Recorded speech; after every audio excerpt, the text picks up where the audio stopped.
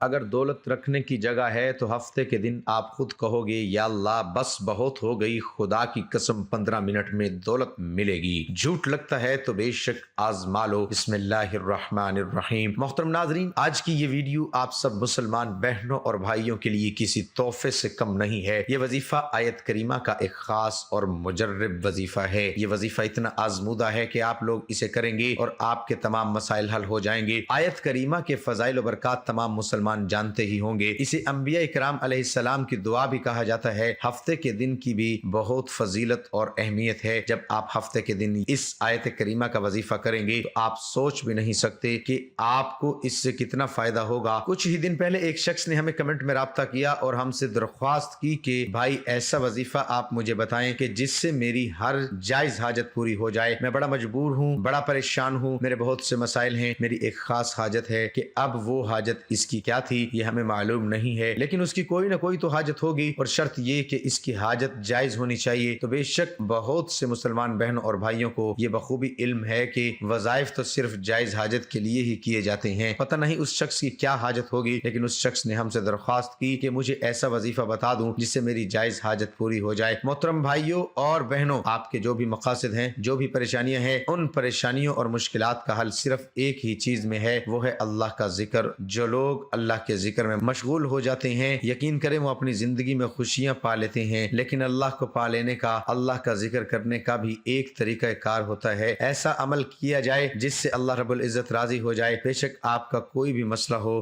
مدد کا تو کوئی بھی ذریعہ بن سکتا ہے، آپ کسی شخص سے بھی مدد مانگ سکتے ہیں، لیکن اصل مدد اللہ رب العزت سے ہی مانگنی چاہیے۔ بے شک ہر مشکل کے حال میں وہی مدد کر سکتا ہے، لیکن جو اللہ رب العزت نے کسی نہ کسی کے ذریعے بنایا ہوا ہے، کسی انسان کو بنایا ہے، ذریعہ تو کوئی بھی بن سکتا ہے، لیکن اگر پھر بھی اس سے مدد نہیں مل رہی تو پھر آپ اللہ کے آگے رجوع کریں اور اللہ سے رو رو کر گڑ گڑا کر مانگیں تو اللہ تعالیٰ آپ کو ضرور دے گا۔ آج ایسا ہی ایک منفرد وظیفہ بتاؤں گا۔ پیارے ناظرین، اگر آپ سچے اور پکے ایمان کے ساتھ مانگتے ہیں تو میں آپ کو گارنٹی دیتا ہوں آپ کی ہر حاجت پوری ہو جائے گی۔ کیوں؟ یہ ایسا کلام ہے جسے نبیوں نے مانگا ہے، جسے نبیوں نے پڑھا ہے اور ان کو مدد ہوئی ہے۔ سوچنے کی بات ہے کہ آپ ہمارے بتائے گئے وظیفے پہ اگر عمل کرتے ہیں تو فائدہ آپ کو یقینی ہے۔ وہ کلام کیا ہے آپ کے سامنے پیش کرتا ہوں، اور اس کلام کو آیت کریمہ کہا جاتا ہے اور دوسرا حضرت یونس علیہ السلام کی دعا کہا جاتا ہے۔ اب حضرت یونس علیہ السلام کی دعا کیوں کہا جاتا ہے؟ جب حضرت یونس علیہ السلام مچھلی کے پیٹ میں تھے، 40 دن تک مچھلی کے پیٹ میں زندہ رہے، یہ اللہ کی قدرت ہے، اللہ کی شان ہے۔ تو ان 40 دنوں میں حضرت یونس علیہ السلام نے اللہ سے یہ آیت مبارکہ پڑھ کر دعا کی اور اللہ تعالیٰ نے انہیں مچھلی کے پیٹ میں محفوظ رکھا۔ اور یہ آیت مبارکہ حضرت یونس علیہ السلام کی دعا بھی اس لیے کہی جاتی ہے کیونکہ حضرت یونس علیہ السلام نے یہ کلمات پڑھے تھے، تو لہٰذا ایسے کلمات جنہیں نبیوں نے مشکلات میں پڑھا تو آپ کے لیے یہ فائدہ مند کیوں نہیں ہوں گے؟ فرشتوں کی دعائیں حاصل کرنے کے ساتھ آسان سا عمل ہے۔ یہ آیت کریمہ چند سیکنڈ میں پڑھی جا سکتی ہے، اور فضیلت کیا ہے؟ پڑھنے والے کے لیے نور بلند کیا جائے گا اور فرشتے اس کے لیے رحمت و مغفرت کی دعا کریں گے۔ یعنی جس طرح ہم نے یونس علیہ السلام کو اس دعا کی برکت سے غم و مصیبت سے نجات دی، اسی طرح اب ہم مومنین کے ساتھ ہی معاملہ کرتے ہیں، لیکن جبکہ وہ صدق و اخلاص کے ساتھ ہماری طرف متوجہ ہوں اور ہم سے پناہ مانگے۔ رسول اللہ صلی اللہ علیہ وآلہ وسلم نے فرمایا کہ ذوالنون حضرت یونس علیہ السلام نے جو دعا مچھلی کے پیٹ میں کی تھی، جو مسلمان بھی اپنے کسی مقصد کے لیے ان کلمات کے ساتھ دعا کرے گا اللہ تعالیٰ اس کو قبول فرمائیں گے۔ دعاؤں کی قبولیت کے لیے حضرت یونس علیہ السلام اس دعا کو ہمیشہ اہمیت حاصل رہی ہے جو آپ نے مچھلی کے پیٹ میں قید رہتے ہوئے کی۔ اس بارے میں حدیث مبارکہ کہ رسول اکرم صلی اللہ علیہ وآلہ وسلم نے اپنے صحابہ سے فرمایا، کیا تمہیں اسم اعظم کی رہنمائی کروں کہ اس کے ذریعے اللہ تعالیٰ کو پکارنے سے دعا مستجاب ہو جاتی ہے؟ اور وہ دعا حضرت یونس علیہ السلام کی دعا ہے جس نے تاریکیوں میں آواز دی، لا الہ الا انت سبحانک انی کنت من الظالمین۔ یہ دعا صالحین نے ہمیشہ یاد رکھی اور تسبیحات کا معمول رکھی۔ اولیاء کریم، فقراء و عارفین نے اس کے اذکار سے منازل عشق طے کی۔ اس دعا کا سبب کیا تھا؟ واقعہ یوں ہے کہ حضرت یونس علیہ السلام نے ایک طویل عرصے تک لوگوں کو توحید کی طرف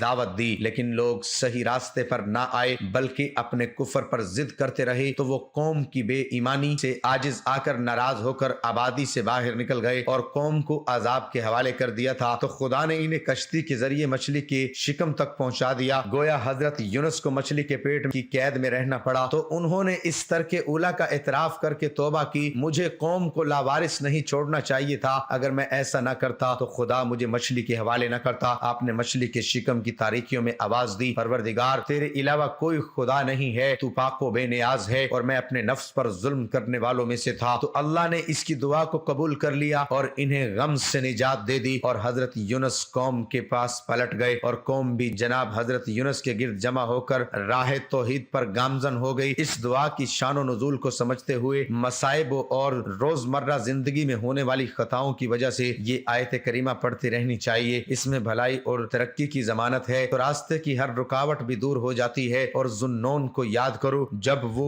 غضبناک ہو کر چل پڑے تو اس نے گمان کیا کہ ہم اس پر تنگی نہ کریں گے، تو اس نے اندھیروں میں پکارا کہ تیرے سوا کوئی معبود نہیں، تو ہر عیب سے پاک ہے، بے شک مجھ سے بے جا ہوا۔ حضرت سعد بن ابی وقاص رضی اللہ تعالی عنہ فرماتے ہیں، ہم نبی کریم صلی اللہ تعالی علیہ وآلہ وسلم کے قریب بیٹھے ہوئے تھے، تو آپ نے ارشاد فرمایا، کیا میں تمہیں ایسی چیز کے بارے میں خبر نہ دوں کہ جب تم میں سے کسی شخص پر کوئی مصیبت یا دنیا کی بلاؤں میں سے کوئی بلا نازل ہو اور وہ اس کے ذریعے دعا کرے تو اس کی مصیبت و بلا دور ہو جائے؟ آپ صلی اللہ تعالی علیہ وآلہ وسلم سے عرض کی گئی، کیوں نہیں؟ ارشاد فرمایا، وہ چیز حضرت یونس کی دعا، لا الہ الا انت سبحانک انی کنت من الظالمین۔ حضرت سعد بن مالک رضی اللہ تعالی عنہ سے روایت ہے، نبی کریم صلی اللہ تعالی علیہ وآلہ وسلم نے ارشاد فرمایا، جو مسلمان اپنی بیماری کی حالت میں 40 مرتبہ لا الہ الا انت سبحانک انی کنت من الظالمین کے ساتھ دعا مانگے، پھر وہ اس مرض میں فوت ہو جائے تو اسے شہید کا اجر دیا جائے، اور اگر تندرست ہو گیا تو اس کے تمام گناہ بخشے جا چکے ہوں۔ بات یہ ہے کہ ہم چیزوں پر عمل نہیں کرتے جو ہمیں بتایا جاتا ہے، اس پر عمل نہیں کرتے، ہم اللہ کے آگے جھکنے کی کوشش نہیں کرتے، ہم اللہ سے مانگنے کی کوشش نہیں کرتے۔ اللہ رب العزت اپنے بندوں سے اتنا پیار کرتا ہے کہ وہ تو خود فرماتا ہے، مجھ سے مانگو، اگر تیری کوئی رضا ہے، کوئی حاجت ہے، مجھ سے مانگ، میں تیری ہر رضا اور ہر حاجت پوری کروں گا۔ لیکن انسان اللہ تعالیٰ سے مانگتا نہیں ہے، اور نہ ہی اسے مانگنے کا سلیقہ آتا ہے۔ ہمیشہ اللہ تعالیٰ سے خوش و خضوع کے ساتھ مانگنا چاہیے تاکہ آپ کی ہر حاجت اور ہر مراد اللہ تعالیٰ کی بارگاہ الہی میں پوری ہو۔ آپ نے یہ وظیفہ ہفتے کے روز کرنا ہے۔ اب یہ وظیفہ آپ کیسے کریں گے؟ اگر آپ کی بڑی سے بڑی کوئی حاجت ہے تو تہجد کا ٹائم بہت بہترین وقت ہے، اگر آپ اٹھ سکیں تو آپ نے یہ عمل لازمی کر لینا ہے۔ تہجد کے ٹائم آپ نے اٹھنا ہے، اور یہ ایسا وقت ہے جس میں اللہ رب العزت خود اپنے بندوں سے پوچھ رہا ہوتا ہے کہ تیری کوئی حاجت ہے، تیری کوئی مراد ہے، تیرا کوئی مقصد ہے تو مجھے بتا، تیرے اس مقصد کو پورا کر دوں۔ آپ اندازہ لگا لیں کہ یہ وقت کتنا اہم ہے۔ اللہ اس وقت اپنے بندے کے بہت زیادہ قریب ہوتا ہے، بہت زیادہ، جسے لفظوں میں بیان نہیں کر سکتے۔ تو جب اس وقت ہم اللہ سے مدد مانگیں گے تو وہ بھی ایسے کلمات پڑھ کر جسے نبیوں نے پڑھا، اندازہ لگا لو یہ کتنے بڑے کلمات ہوں گے، کتنا بڑا فائدہ مند ہوگا۔ آپ نے تہجد میں اٹھ جانا ہے،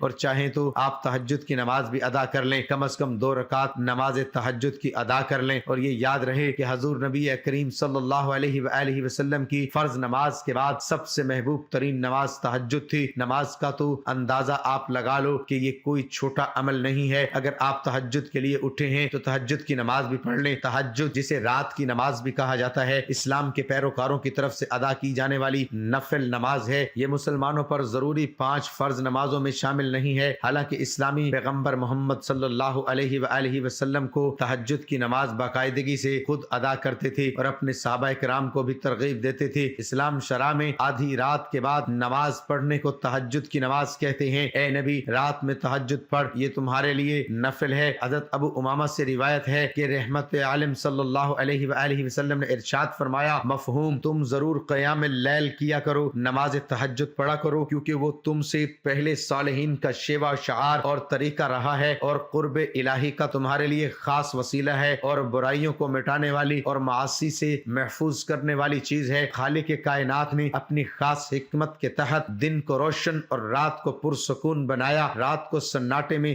جیسا سکون عموماً آرام میں اور خصوصاً عبادت میں ملتا ہے، ویسا کسی دوسرے وقت میں نہیں ملتا۔ قرآن کریم نے انہی کی شان میں فرمایا، مفہوم، ان کے پہلو اس وقت رات میں جو لوگوں کے سونے کا خاص وقت ہے، ان کی خواب گاہوں سے جدا رہتے ہیں، یعنی میٹھی نیند اور نرم بستروں کو چھوڑ کر اللہ تعالیٰ کے سامنے قیام کرتے ہیں اور نماز تہجد پڑھتے ہیں۔ حضرت عبداللہ ابن رواحہ رضی اللہ تعالی عنہ نے حضور اکرم صلی اللہ تعالی علیہ وآلہ وسلم کے متعلق فرمایا، آپ صلی اللہ علیہ وآلہ وسلم رات اس حال میں گزارتے کہ پہلو بستر سے جدا ہوتا، جبکہ مشرکوں کے بستر ان کے کے بوجھ سے گراں بار ہو چکے تھے۔ نماز تہجد کی پہلی خصوصیت یہ ہے کہ وہ درود قدیم سے صالحہ کا شعار، طریقہ اور ان کی عبادت رہی ہے۔ ان میں دو باتوں کی طرف اشارہ ہے۔ ایک تو یہ کہ جب سابقہ کے اولیاء اور صالحہ نماز تہجد کا اہتمام کرتے تھے تو تمہیں بطریق اولا اس کا اہتمام کرنا چاہیے، کیونکہ تم تو خیر الامم ہو۔ دوسرا اس طرف اشارہ ہے کہ نماز تہجد صالحین کا شیوہ ہے، جو اس کا اہتمام نہیں کرتا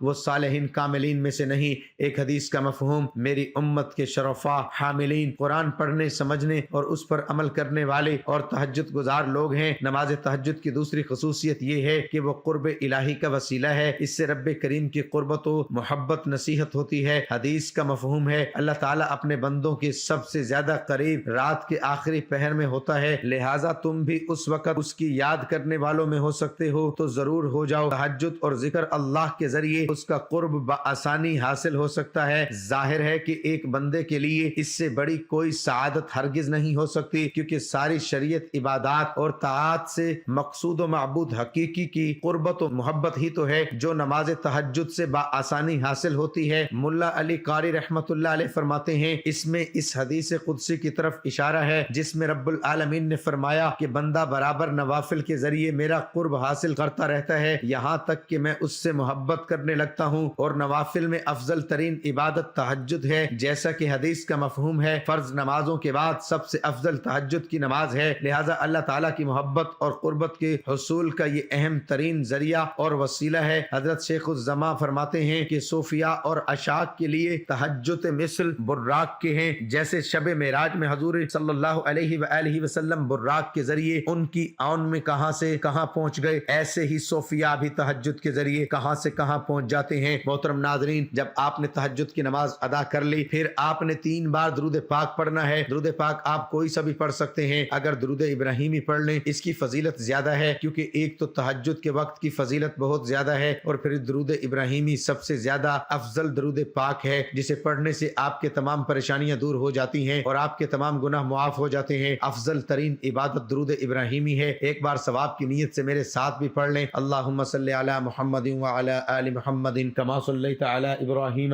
وعلی آل ابراہیم انک حمید مجید، اللہم بارک علی محمد وعلی آل محمد کما بارکت علی ابراہیم وعلی آل ابراہیم انک حمید مجید۔ درود پاک پڑھنے کے بعد پھر آپ نے لا الہ الا انت سبحانک انی کنت من الظالمین، لا الہ الا انت سبحانک انی کنت من الظالمین، یعنی آیت کریمہ، اس کو آپ نے 33 بار پڑھنا ہے، اور پھر آخر میں 3 بار درود پاک پڑھنا ہے۔ یاد رہے، جو آپ 33 بار آیت کریمہ پڑھیں گے وہ سجدے میں جا کر پڑھنا ہے۔ دوبارہ سے دہراتا چلوں، 3 بار تو آپ نے شروع میں درود پاک پڑھنا ہے، اور 33 بار آیت کریمہ پڑھیں گے، وہ سجدے میں جا کر پڑھیں گے، اور آخر میں پھر 3 بار درود پاک پڑھ لیں گے، اور دعا کے لیے ہاتھ اٹھانے ہیں، اپنی بڑی سے بڑی حاجت کو اللہ کے سامنے رکھیں گے تو انشاءاللہ فائدہ یقینی ہے۔ میرے اللہ تعالیٰ سے دعا ہے کہ وہ ہم تمام مسلمانوں کی پریشانیاں دور کرے، ہم سب کی دلی حاجات کو پورا کرے۔ اے اللہ پاک، رزق کی تنگی کو دور کر، رزق میں برکت اور فراوانی عطا کر۔ اے اللہ پاک، جو بے اولاد ہیں ان کو اولاد عطا کر، جو بے گھر ہیں ان کو گھر عطا کر، جو بے روزگار ہیں ان کو روزگار عطا کر۔ یا اللہ، ہم سب کے کبیرہ صغیرہ گناہوں کو معاف فرما۔ یا اللہ پاک، ہماری آخرت اچھی کر دے، ہمیں قبر کے عذاب سے بچا اور جہنم کی آگ سے محفوظ فرما، ہمیں نیک اعمال کرنے کی توفیق عطا فرما۔ اللہ ہمیں 5 وقت نمازی بنا اور ماں باپ کا فرمانبردار بنا۔ یا اللہ پاک، دین اسلام کے احکامات پر عمل کرنے کی توفیق عطا فرما۔ اللہ تعالیٰ میرا پڑھنا اور آپ کا سننا قبول اور منظور فرمائے، آمین ثم آمین۔ تمام دوستوں سے گزارش ہے کہ کمنٹ سیکشن میں اللہ ضرور لکھیں۔ اللہ ہم سب کا حامی و ناصر ہو، آمین۔